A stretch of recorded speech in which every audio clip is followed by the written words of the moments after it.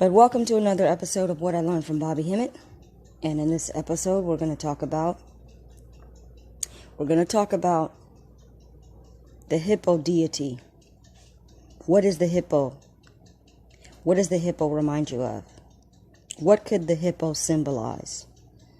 Well, the hippo is very, very large. The hippo is in the water. It lives in the water. The hippo goes in and out of the water all the time. So, it is representing birth. It is representing birth, and it is representing motherhood. And so ultimately, it is the great mother.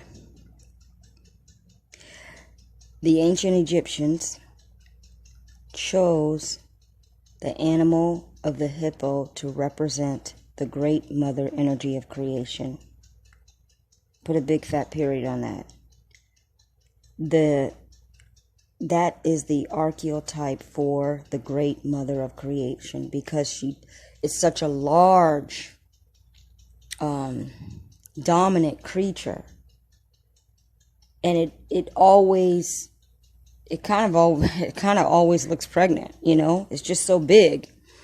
So anyway, put a period on that. Where can you see this hippo deity? She's on temple walls. However, she is, I'm trying to think of words that I want to say.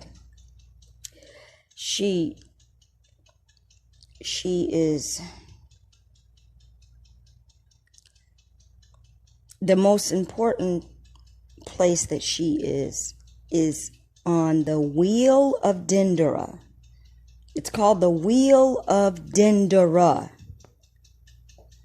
And it is a stone relief carving that shows the map of the universe in the form of archetypes. This hippo deity is right in the center of the wheel of DENDERA. And the wheel of DENDERA is a stone carving, a great big stone carving, circular carving, that is the map of this universe. I will specify this universe.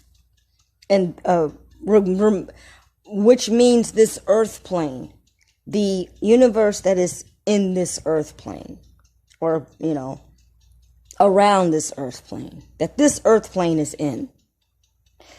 So when you look at that and you don't know anything, you're like, what is all this craziness? Why is there a hippo in the middle of that? Now you know. So another point is that, what is her name? This is very important information here. What is the name of the hippo? What name did you give the hippo? Because why did you have to give it a name? Why am I saying that? Why am I emphasizing that you named it? Because back in the generations of your existence of millions of years, because you're an immortal being that gets reincarnated anytime you want. Back in your existence, you were at a high God level, and you lived in Mayat, and everything was Garden of Eden, and you could enjoy the world and be in a human form or a spiritual form or any form that you want it to be. Now we're at a degenerate level. That is why they had to make the temples and stone carvings to let the beast know and let you know, yes, we were here, and yes, we will come back, and yes, black people rule this planet. Put a period on that. So anyway, that hippo, her name is one of her original names. I think the original name is Tawaret. Tawaret. Ta, T-A. Ra, R-A. Ret, R-E-T. Now, that's the original name. The beast, and maybe not just the beast, but just over time, I would say it's the beast. When we had people invading, we had to invent languages. So, you know, in time, the words got changed. And I would say it's the beast today has added vowels so that it can distort the ancient names and you won't know it.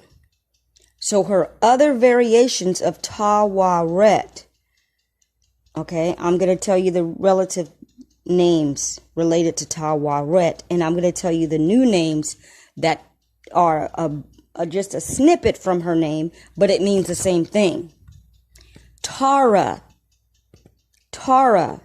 is a deity name, and it means Mother Earth. Tyra is from Tawaret. Ippet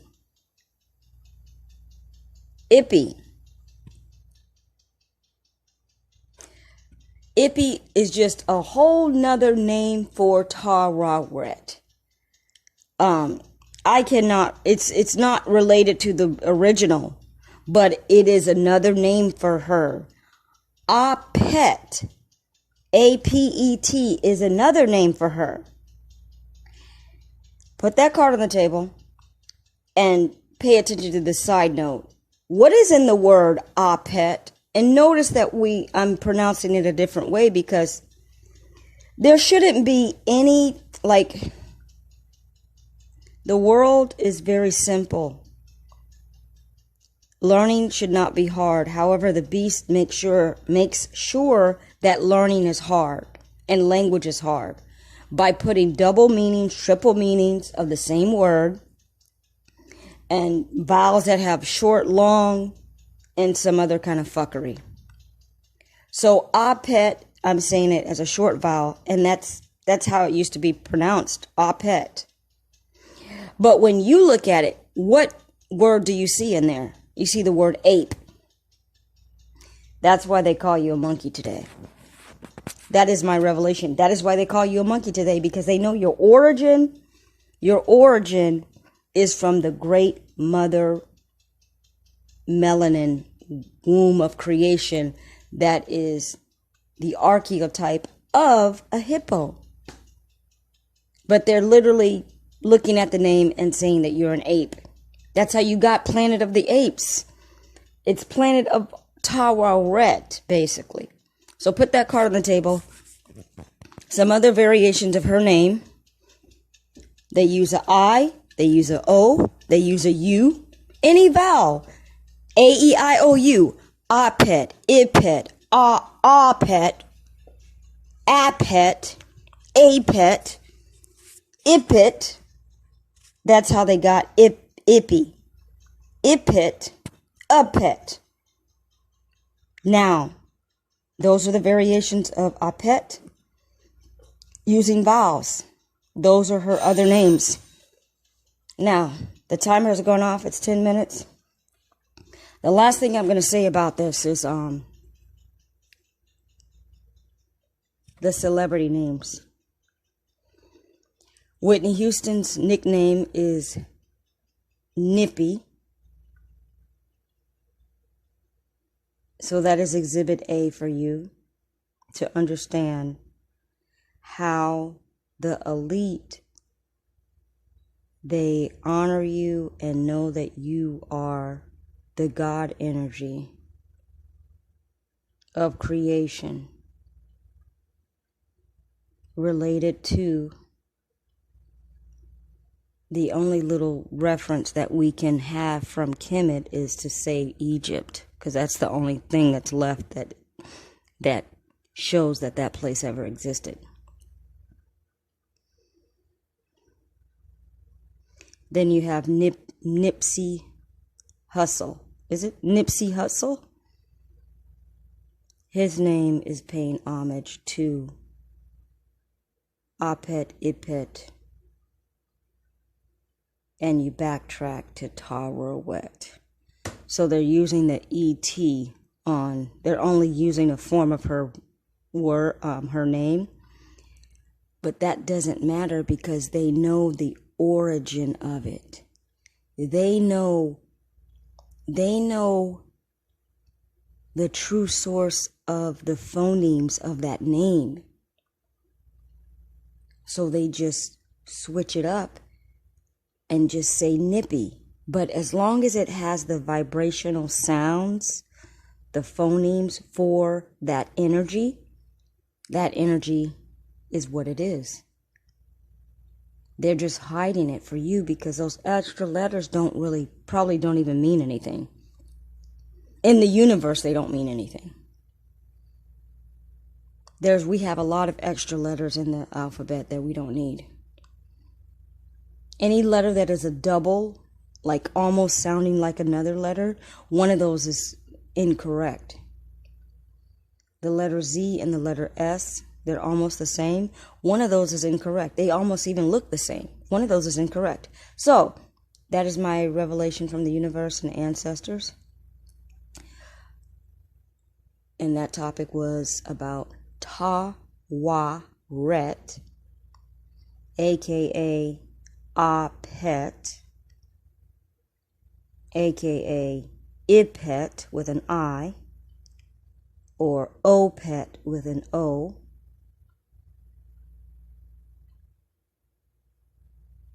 And that is one of the most important deities in the universe because she is the mother of melanin. She's representing the mother of creation.